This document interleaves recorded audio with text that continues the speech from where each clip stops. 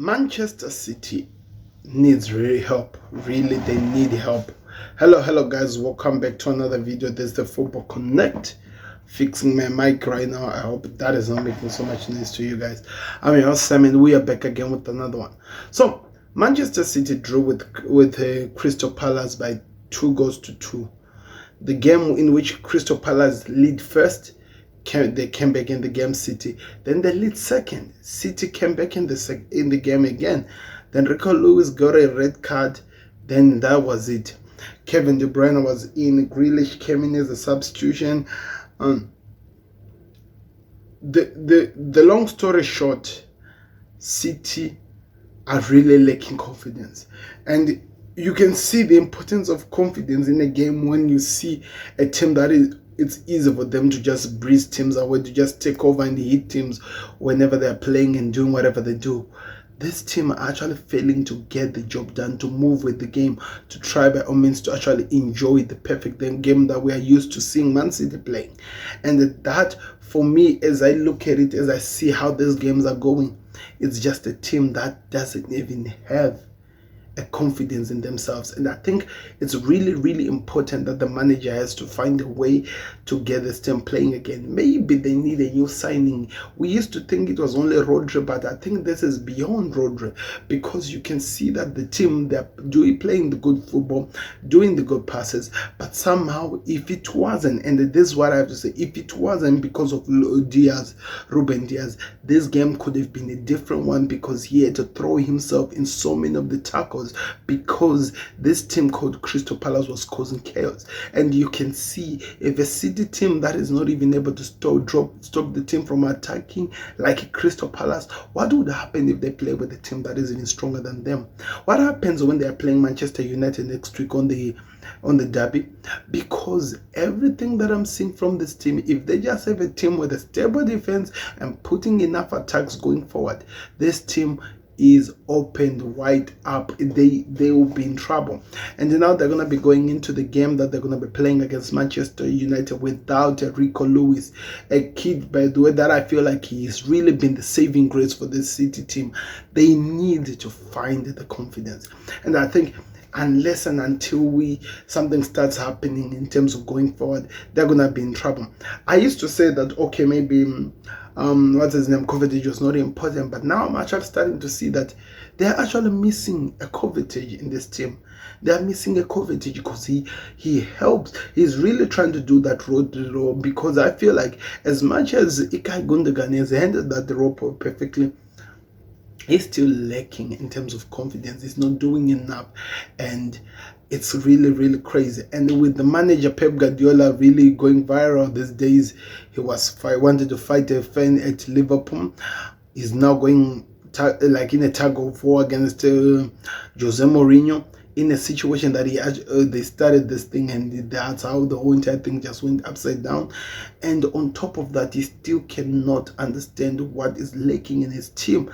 His players, you can see they're not 100% fit.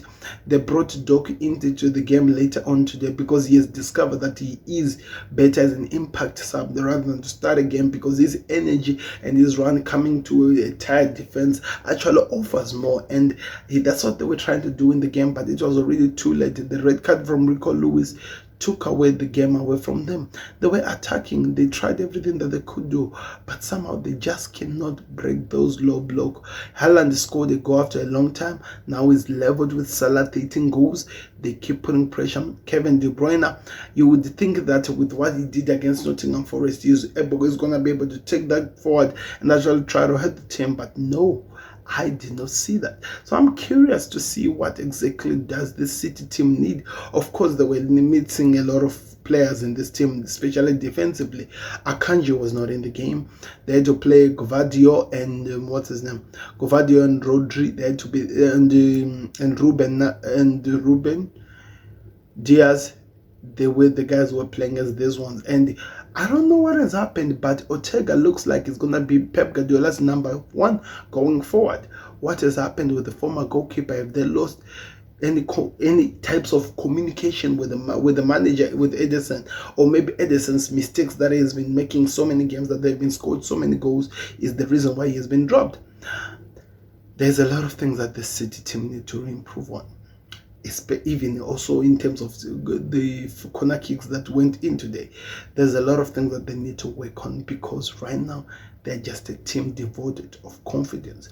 I'm talking to you right now watching United visit Nottingham Forest. Of course, they scored an early goal, but you can see this is a team that is compacted, that can attack, that can cause chaos. And the City, the mistakes that they were making from the back, they will punish.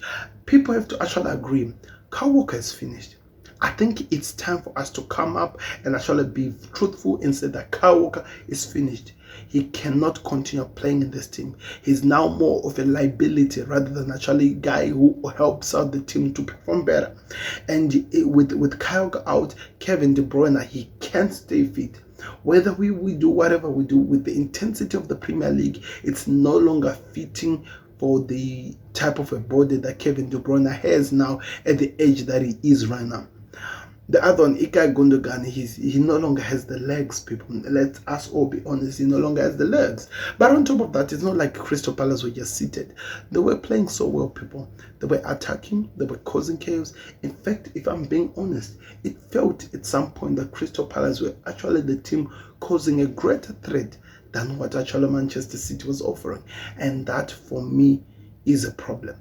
That, for me, is a problem. You are the champions. You are fighting with a team that was starting of this game, I think they were number 16, and I think they moved to 17 or 18, I'm not sure, but they were number 15. They scored the first goal, they scored again earlier to the goal. When the balls are being hit, the other team is getting to the ball first rather than you.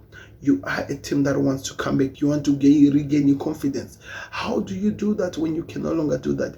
There was an advantage. Liverpool did not play today. The Merseyside derby was cancelled because of the weather issue. They did not play. Take advantage, let the mind game start playing, win the game, put pressure, because let us all be honest, we might have Arsenal, we might have Liverpool, but in all these people, what they want to do is to be far away from City, because City can be a problem.